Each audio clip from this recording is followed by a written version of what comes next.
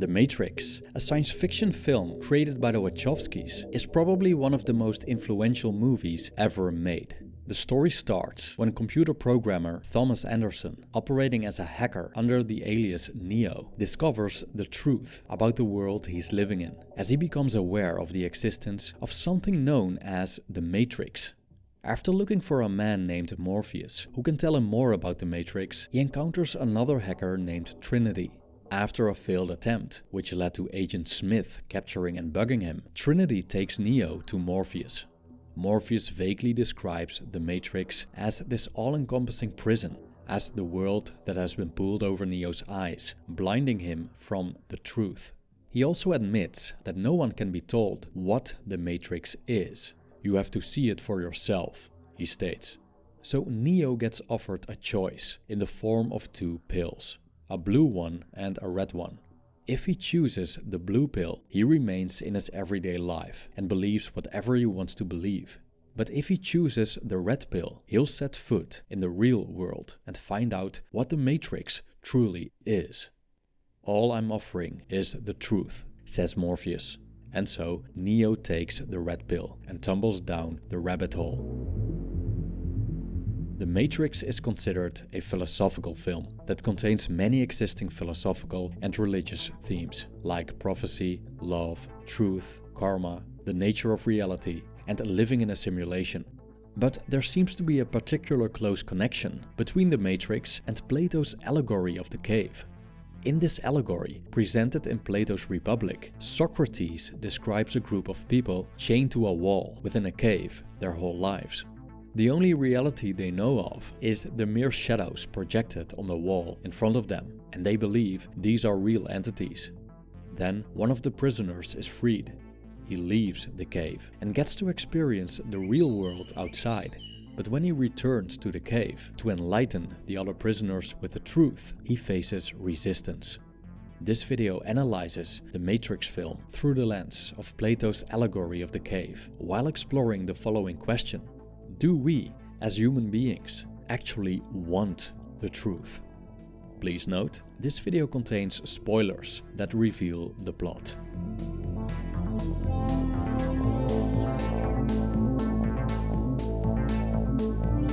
The prisoners of the cave are chained so that they cannot move their legs and necks. They can only sit and watch the wall in front of them, but cannot look around, cannot see each other, nor the wall they're chained to. Behind the prisoners burns a fire. There are people in between the fire and the prisoners. These people hold sticks with several forms: birds, horses, dogs, which project onto the wall. So all they've ever seen are mere projections of objects that appear in the real world, a world that's alien to them. When one of the prisoners is freed and ascends from the cave into the real world, he experiences sunlight for the first time in his life. He is confused and needs time to adapt, as he has never seen the daylight before. But when his eyes have adjusted, he encounters all the forms he recognizes from his life in the cave. But they're different this time. Instead of mere silhouettes, he sees the actual entities, full of color and with profound detail. He then realizes what he thought was real was in fact an illusion. Similarly, Neo has been imprisoned without being able to see the prison. When he wakes up from the simulated reality, his naked body lies in a pod filled with liquid. He notices that his body is full of plugs and then sees millions of other pods with humans connected to what seems a giant machine. After a supervising drone notices that Neo has awakened, his body gets unplugged and discharged into a sewer. After Morpheus' ship, the Nebuchadnezzar, retrieves Neo, he needs some time to adjust to the real world, just like the escapee from Plato's cave. A fundamental difference in experience between Plato's character and Neo is the kind of reality they face. In Plato's allegory, the liberated man ascends from darkness into the light, from the lower level within the cave to a higher level outside. This ascension serves as a metaphor for gaining knowledge and becoming a philosopher, and thus obtaining a clear world vision. Plato's reality presents itself as generally more beautiful in comparison with the cave. Also, the freedom of movement in the outside world is a vast improvement. Overall, the real world seems way more pleasurable, and it would be pretty absurd to exchange it for a life in the cave. But the Matrix is different. Morpheus told Neo that if he chooses the red pill, he will show him how deep the rabbit hole goes, referring to the children's novel Alice in Wonderland. Tumbling down a rabbit hole resembles a descent rather than ascent into reality. This idea comes to fruition when Neo falls from a relatively pleasurable reality into a hellish wasteland devoid of sunlight run by machines. As opposed to Plato's reality, the reality in the Matrix isn't beautiful. It's terrible. Those plugged into the Matrix live in a vast, colorful, sunny world, although with a green haze, resembling the late 90s. They also have access to an endless variety of human pleasures. But in the real world, there's only one human city left, Zion, where people live under subhuman conditions, stuck in the outskirts, continually threatened of being obliterated by machines. So one could argue that, in the case of the Matrix, living imprisoned in the cave is more pleasurable than living freely in the outside world. Shortly after his liberation, Neo initially refuses to accept the truth. "No, I don't believe it. It's impossible," he says after Morpheus showed him what the Matrix is. He showed a typical reaction of someone confronted with the harsh reality. As the architect of the Matrix states in the sequel, denial is the most predictable of all human responses. We can see this when, for example, we discover that one of our parents isn't our biological parent, or the person we consider our greatest enemy turns out to be our parent. In such cases, the truth carries such a magnitude that accepting it shakes one's identity to its very foundations. Such a massive shift in perception generally terrifies people. Neo asks Morpheus, "I can't go back, can I?" To which Morpheus answers, "But if you could, would you really want to?" Flat-out disregard of the truth is common. Many people prefer living in a safe bubble of lies to looking outside for the truth. Living in a cozy false reality can be pretty convenient and comfortable. You just have to remain ignorant of everything that could burst your bubble. So instead, you go along with the deceptive narrative of the herd, often amplified by mass media and entertainment. But we also see the opposite happening, like people opposing common knowledge, adopting a false truth, like the idea that Earth is flat. So truth, by and large, can be easily fabricated.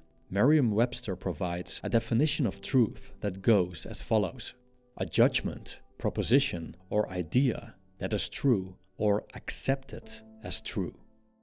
Morpheus' goal is to liberate the people from the Matrix. But he also realizes that as long as these people are part of the system, they're the enemy. First of all, because so-called agents protect the Matrix. These agents function a bit like a security program to keep Trojan horses and other malware out. And every human projection is potentially an agent. Second of all, most of them aren't ready to be unplugged. Similarly, when Plato's enlightened man tries to persuade the people in the cave to go outside, he meets resistance and ridicule. Plato describes such endeavor as inserting vision into blind eyes. It's a waste of time trying to convince someone of the truth if they aren't receptive to it. Morpheus also states that many are so hopelessly dependent on the system that they'll fight to protect it. Similarly, Socrates asks if these people wouldn't kill the person offering them the truth about their existence. Nevertheless, Plato points to the philosopher's responsibility to act in the interest of the unenlightened ones, even if they're hostile, just as Neo, Morpheus, Trinity, and the other liberated humans do. In Plato's allegory, we see that liberation ultimately positively affects the man who is freed. Also, Neo eventually accepts the truth and embraces reality. But what if someone knows the truth, but hates it so much that he chooses a false reality? Here's where a character named Cypher comes in. Cypher admits he regrets taking the red pill, saying to Neo, almost assuming he feels the same, "I know what you're thinking, because right now I'm thinking the same thing, Actually, I've been thinking it ever since I got here. Why oh why didn't I take the blue pill?" End quote. But Neo's body language clearly shows that he is not on the same line as Cypher. Even though he's stranded in the same dark world, he seems rather happy with his liberation.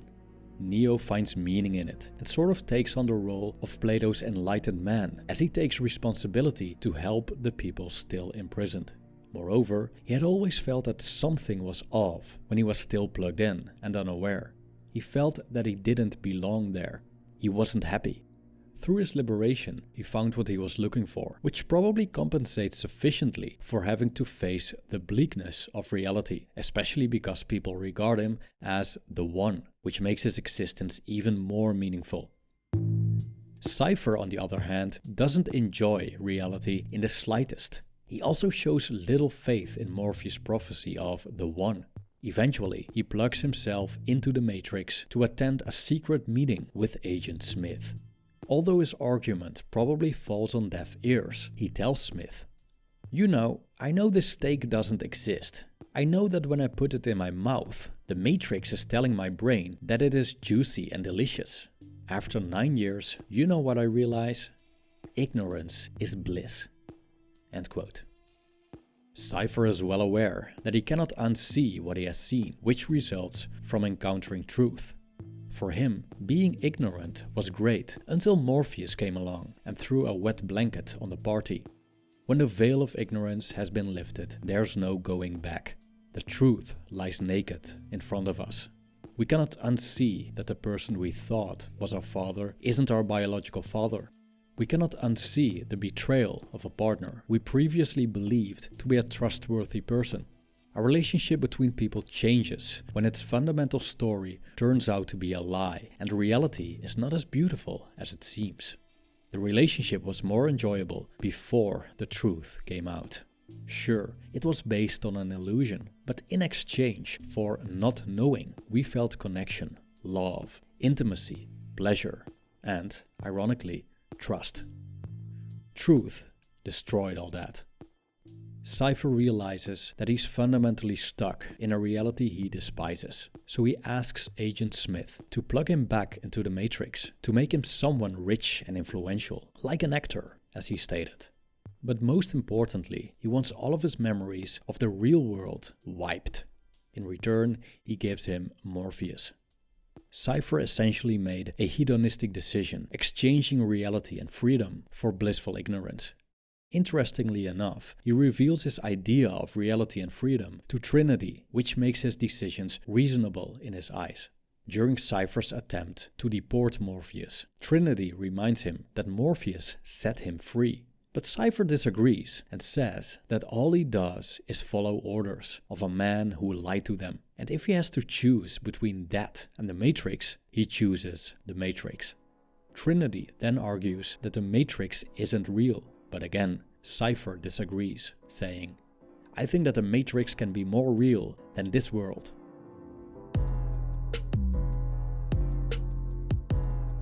The people liberated from the Matrix have the technological ability to plug themselves into the system and be part of a simulated reality as their so-called residual self-image.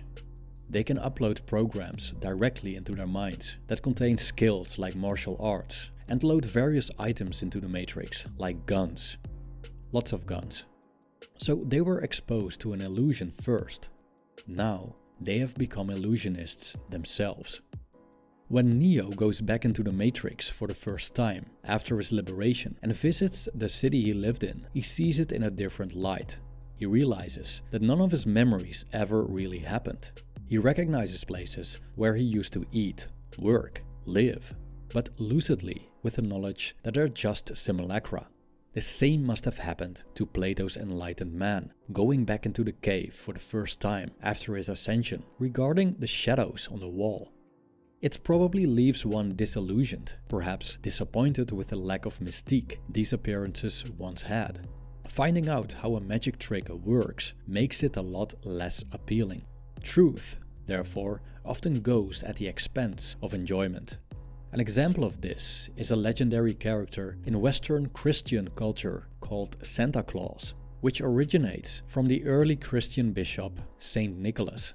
For most children, Santa Claus is a truly magical experience. The idea of an old bearded man traveling from the North Pole in a sleigh pulled by flying reindeer. According to the legend, Santa's elves make toys and other presents in a secret workshop, and Santa brings them to the children on Christmas Eve.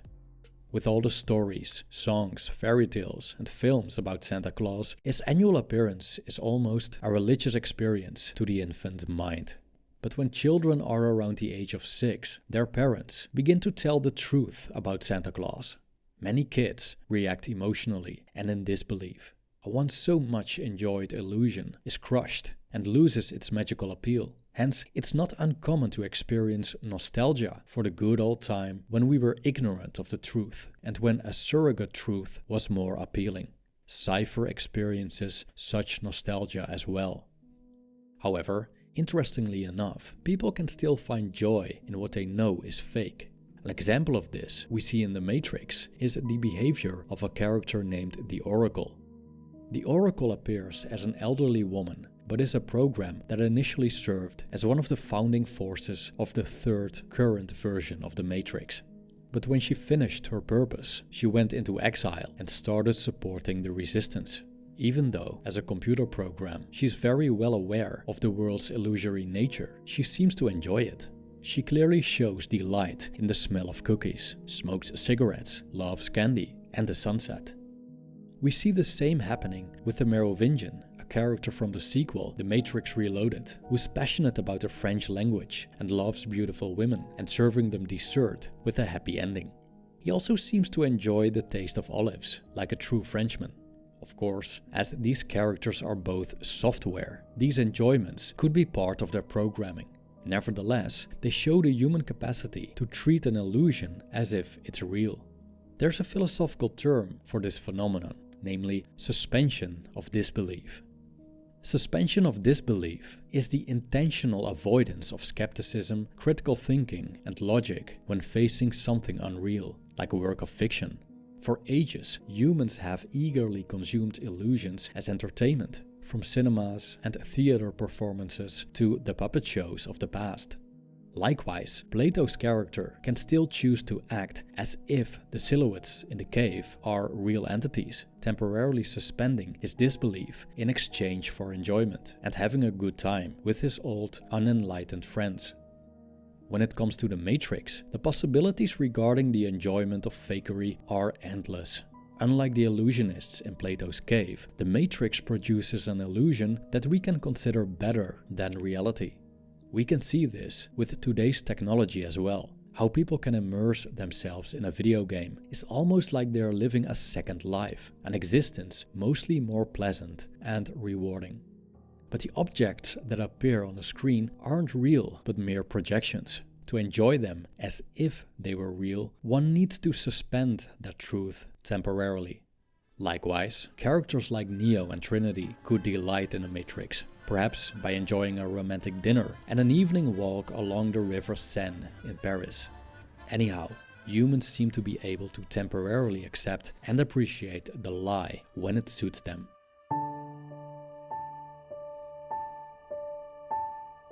Do we actually want the truth? If asked, most people will probably answer yes to this question. But when exploring Plato's allegory and the Matrix, we discover that the human relationship with truth is not that simple. In some cases, we welcome the truth. In other cases, we hide from it, temporarily suspend it, reject it, and even wish to forget the truth if we had that option. One of the most striking examples is the character Cypher. Both Plato's work and the Matrix show people's disdain for a truth that threatens their reality. We tend to attach to the familiar, the comfortable, the meaningful, and are sometimes willing to defend it with our lives. When it comes to the latter, we just have to look at how people are ready to die for their religions and political ideologies. So again, do we want the truth? The answer seems to be, it depends. We tend to handle the facts selectively, as the truth appears in many different forms, with different magnitudes. Truth can uplift us. It can leave us indifferent, but can also make us depressed and miserable. For example, in Plato's allegory, learning the truth has virtually no downsides. The only downside is the hostility by those in the cave. But aside from that, it's pretty evident that Plato's truth leads to something better and would uplift almost anyone. But in The Matrix, the truth is less enjoyable. However, the effect that truth has on us doesn't necessarily depend on the truth itself. It also depends on the person receiving it. In the case of Neo and Morpheus, the state of the world provided them with meaning and legitimized the battle they were fighting as liberators of humanity, which is quite an incredible goal to have in life. On the other hand, Cypher pokes fun at that goal, which shows his cynicism and lack of meaning he found in his existence.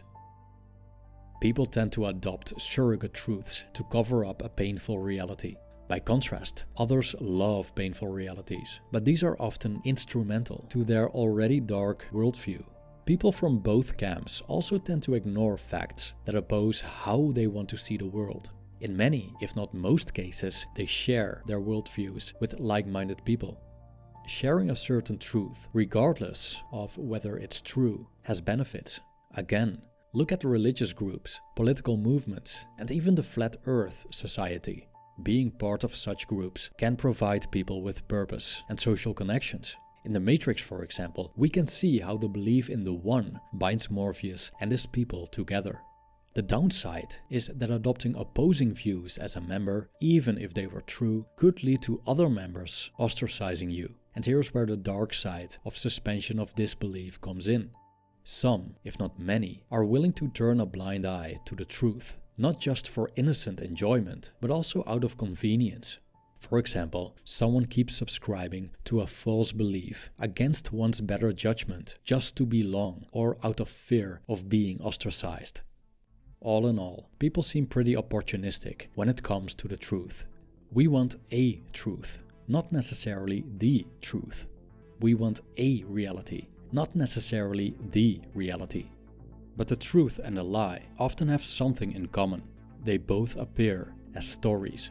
So could it be that we fundamentally don't want the truth, but a story? A story to believe in, identify with, share with others, dwell on, and, perhaps most importantly, to provide us with a sense of meaning and belonging. Thank you for watching.